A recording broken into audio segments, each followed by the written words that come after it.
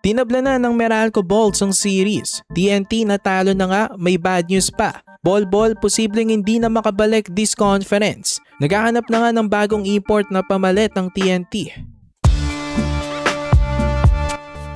So tinabla na nga ng Meralco Bolts ang series matapos talunan ng TNT tropang 5G 87-76. Naikapitalize nga ng Bolts ang pagkakawala ng 7'3" import ng TNT na si Bol. Speaking of Bol, mukhang serious ang injury nga niya. Ayon sa medical staff ng TNT, posibleng partial Achilles tear ang natamo nito ni Bol. Napakasamang balita nga niyan mga kabakets para sa TNT.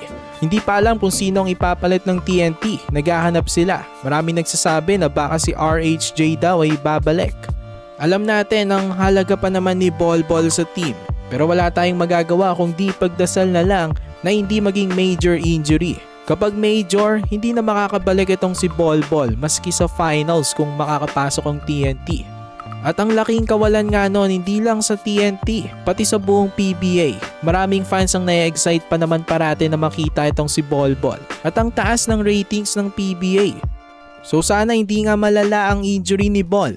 Samantala, Barangay Ginebra tinabla na rin ang series matapos talunan ng Rain or Shine Elasto Painters 109-101. So parehas na tablang series dito sa semis ng 2026 Commissioner's Cup. So yun lang naman, for more PBA content, ilike nyo ng ating video at mag-subscribe na rin sa JB Buckets.